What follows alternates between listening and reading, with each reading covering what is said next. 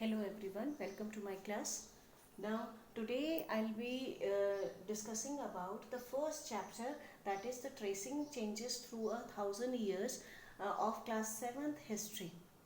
Now throughout this chapter we'll be trying to understand how the historians they frame the past. They construct the past. ठीक है. पूरे chapter में हम discuss करेंगे कि historians किस तरह से रीराइट करते हैं पास्ट को, पास्ट जो हमने देखा नहीं, और कैसे वो अलग अलग क्लूज पे डिपेंडेंट होते हैं for the information. Now, how the historians rewrite the past and on what clues, on what evidences, on what sources they are dependent on, right, and what problems they face. So let's start the chapter. In your chapter, firstly, two maps are given in the beginning. One map is made by Al-Idrisi. He was a Persian cartographer. एक अल इद्रिसी नाम के Persian नाम के व्यक्ति ने एक cartographer ने एक डिटेल एक मैप बनाया इंडिया का, जिसमें कि इंडिया की पोजीशन कुछ इस तरह थी कि जहाँ पे नॉर्थ इंडिया होना चाहिए, नॉर्थ इंडिया जो है वो साउथ इंडिया में पहुँचा हुआ है, और जो श्रीलंका है वो नॉर्थ इंडियन वाले रीजन में है, right. Then another map which is given in the book was prepared by French cartographer in the year 1720s. 1720s के दशक में एक फ्रेंच कार्टोग्राफर ने एक मैप बनाया, जिसमें जो मैप की आज के मैप्स, इंडिया के मैप से काफ़ी हद तक मिलता जुलता है. कोस्टल एरिया प्रॉपरली मार्क्ड है. नाउ इन दो मैप्स में ये मैप जो बनाया गया फ्रेंच कार्टोग्राफर द्वारा, इनमें 600 साल का अंतर है. Right, why I am emphasizing on the gap? Reason being, when we'll discuss the differences between the two, we'll try to understand that when whether it is map making or whether it is writing history, in which context the things were made, in which context the sources were written. For the historian it is important to understand that thing, right. किस basis पे map बनाए गए, किस basis पे written sources लिखे गए, किस period में ये लिखे गए, किस समय में ये लिखे गए, वो बहुत ज़्यादा ज़रूरी होता है for a historian to construct history को लिखने के लिए, right. So I have used term cartographer here. Cartographer हम उस व्यक्ति को बोलते हैं जो मैप बनाता है. Any person who makes map is called cartographer, और the art of making map is called cartography. ठीक है. तो इन दो मैप से हमने ये चीज़ समझी कि किस समय में कौन सा मैप बनाया गया, दोनों मैप्स में क्या डिफरेंसेस थे, क्यों डिफरेंसेस थे, रीज़न वो किस कॉन्टेक्स्ट में बनाए गए होंगे. ये सारी चीज़ें जो हमें एक ही ओर इशारा करती हैं कि हमें ये समझना बहुत ज़रूरी है कि किस समय पे ये डेवलपमेंट्स हुई होंगी, कैसे अलग अलग टर्म्स यूज़ किए गए होंगे जगह के लिए मैप्स में जो उन्होंने शो किए. हमने जो अल इद्रिसी का मैप देखा उसमें अरेबिक लैंग्वेज में प्लेसेस मार्क्ड है, वेरएज फ्रेंच कार्टोग्राफर के उसमें जो भी प्लेसेस इंडिया में मार्क्ड हैं, कई प्लेसेस के नाम जो हैं वो आज भी हम सुनते हैं. तो ये एक सिमिलैरिटी हमें इस मैप में देखने को मिलती है, राइट. और दोनों मैप्स में बहुत डिफरेंस है related with the location of the places and the names, right. So, for reconstructing the past, the historians they need to observe these things minutely.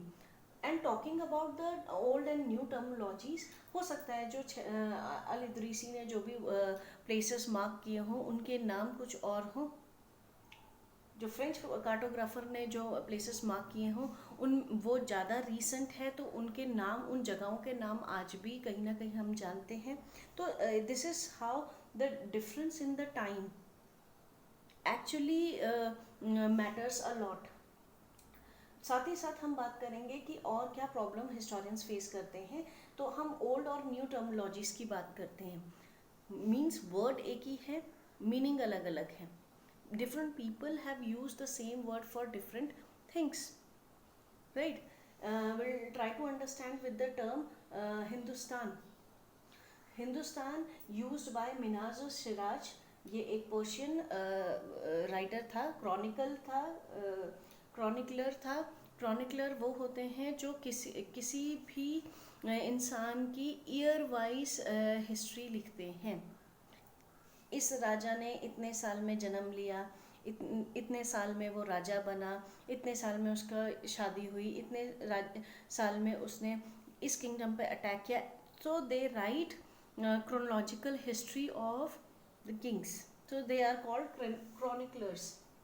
Minhaj Siraj is a Persian chronicler, and he used Hindustan word to describe the area of Haryana, Punjab and land between Ganga and Yamuna rivers. उसके लिए हिंदुस्तान पूरा India नहीं था, उसके लिए सिर्फ इतना था. These regions were ruled by the Delhi Sultans at that time. So he used the term Hindustan for the region where the dominance of the Delhi Sultan was seen, right? And he used Hindustan in the 13th century. Minhaj Siraj जो लिख रहा है वो 13th century में लिख रहा है. उसके बाद 16th century में बाबर ने हिंदुस्तान वर्ड को फिर यूज किया, and he used it for the Indian सब कॉन्टिनेंट. इंडिया के लिए यूज किया उसने पूरा, right?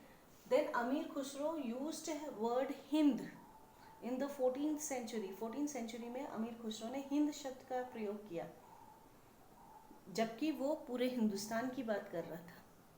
So this is how in different time periods people have used the same terms in different contexts, right?